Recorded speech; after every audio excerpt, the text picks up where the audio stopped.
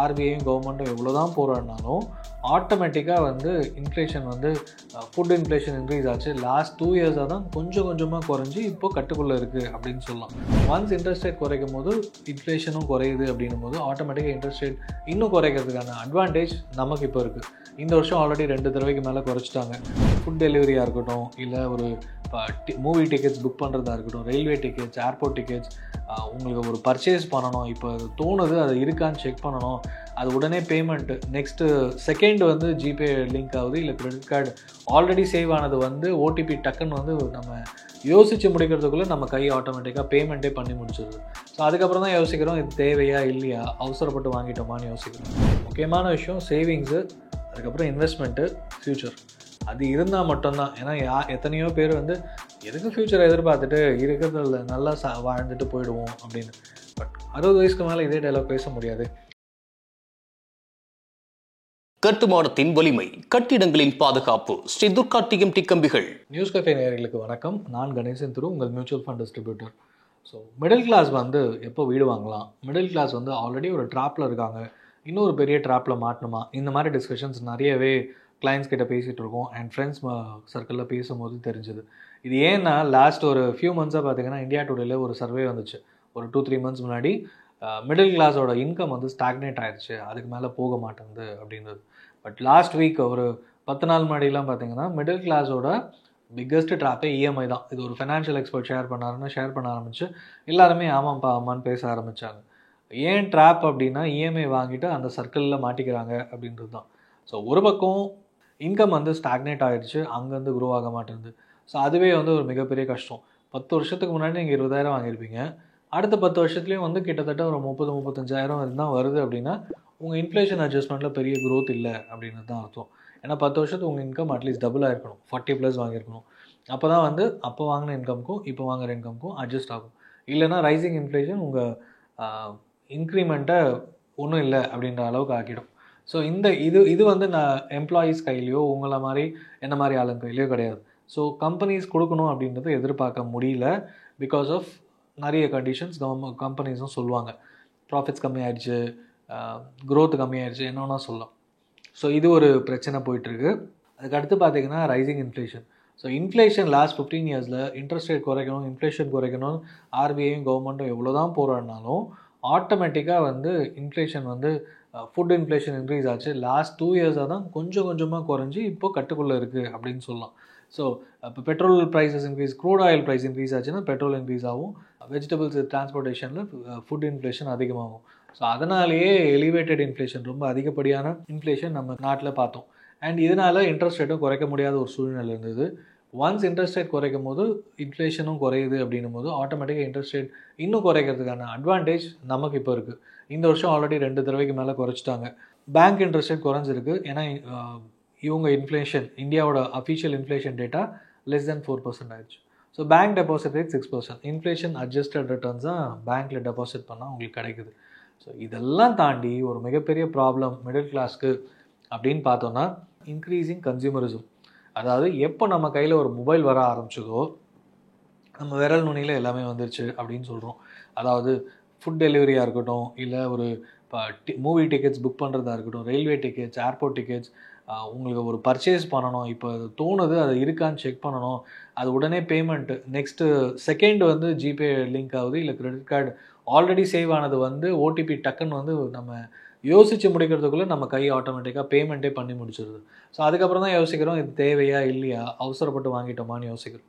So நம்ம ஜென்ரலாக எல்லாருமே மிடில் கிளாஸ் ட்ராப்னு பேசுகிறது வந்து இன்கம் அப்படின்னு இருந்துச்சு, இன்ஃப்ளேஷன் அதிகமாகிட்டு இருக்குன்னு. பட் அதை தாண்டி கன்சியூமரிசம், எல்லா கம்பெனிஸும் உங்கள் கையில் வந்து மொபைலை ஃபஸ்ட்டு புகுத்திட்டு மொபைல் மூலமாக அவங்க உங்கள் சேல்ஸை இன்க்ரீஸ் பண்ணிகிட்டு இருக்காங்கன்றது தான் உண்மை.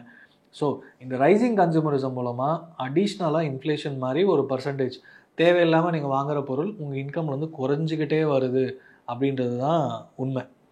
ஸோ இதெல்லாம் விட முக்கியமான விஷயம் பியர் ப்ரெஷர். ஸோ ஒரு 30 வயசுக்குள்ளே கல்யாணம் ஆயிடுச்சு அப்படின்னும் போது நெக்ஸ்ட்டு வந்து வீடு வாங்கணும், அடுத்த கட்டம் என்ன, அடுத்தது என்னன்னு கேட்டுக்கிட்டே இருப்பாங்க. ஸோ அந்த வீடு வாங்குறது வந்து ஒரு பியர் ப்ரெஷராக எடுத்துக்கிட்டீங்க. என் ஃப்ரெண்ட்ஸ்லாம் வச்சுருக்காங்க, என் ஃபேமிலி சைடு எல்லாம் வச்சுருக்காங்க, நானும் வாங்கணும், இந்த மாதிரி யோசிக்கும் போது ஆட்டோமேட்டிக்காக அந்த பியர் ப்ரெஷர்லேயே வந்து வீடும் வாங்கிட்டிங்கன்னா ஏற்கனவே இன்கம் இன்க்ரீஸ் ஆகலை, இன்ஃப்ளேஷனும் இருக்குது, கன்சியூமரிசமும் நம்மளால் குறைக்க முடியல, வீக்கெண்ட் அவுட்டிங், மூவி போகிறது, ட்ராவல் பண்ணுறது, இந்த மாதிரி விஷயங்கள். இதெல்லாம் தாண்டி சேவிங்ஸ் நிற்குமான்னு கேட்டிங்கன்னா ஜீரோ. இதெல்லாம் இருக்கே எப்படிடா சேவிங்ஸ் பண்ணுறது அப்படின்னுவாங்க, இன்வெஸ்ட்மெண்ட் எப்படி பண்ணுறது. பட் முக்கியமான விஷயத்தை விட்டுட்டு தேவையில்லாத விஷயத்தை ஃபோக்கஸ் பண்ணுறோம். முக்கியமான விஷயம் சேவிங்ஸு, அதுக்கப்புறம் இன்வெஸ்ட்மெண்ட்டு, ஃப்யூச்சர். அது இருந்தால் மட்டும்தான். ஏன்னா எத்தனையோ பேர் வந்து எதுக்கு ஃப்யூச்சரை எதிர்பார்த்துட்டு இருக்கிறதுல நல்லா வாழ்ந்துட்டு போயிடுவோம் அப்படின்னு. பட் 60 வயசுக்கு மேலே இதே டைலாக் பேச முடியாது. 60 வயசுக்கு மேலே நீங்கள் நினச்சாலும் உழைக்க முடியாது. 60 வயசு வரைக்கும் நீங்கள் எவ்வளோனா ஏர்ன் பண்ணலாம். ஒரு சில கம்பெனிஸ் 60 வயசுக்கு மேலே எக்ஸ்டென்ஷன் பண்ணால் வெளியே அனுப்புனா லோ லெவல் ஜாப்ஸ் தான் நீங்கள் போகணும். அப்போது லைஃப் லாங் உழைச்சி சம்பாதிச்சு டைம் கடத்துறதுக்கு இல்லை நாள் கடத்துறதுக்கு உங்களுக்கு ஓகேவா அப்படின்ற பாயிண்ட். அப்படி இல்லைன்ற பட்சத்தில் ப்ராப்பராக ஏர்ன் பண்ணும்போதே இன்வெஸ்ட்மெண்ட் பிளான் பண்ணிடணும். உங்கள் இன்கம் இன்க்ரீஸ் ஆகுதோ இல்லையோ 50 வயசில் உங்களுக்கு எவ்வளோ தேவைப்படும் அப்படின்ற கணக்கு போட முடியும்.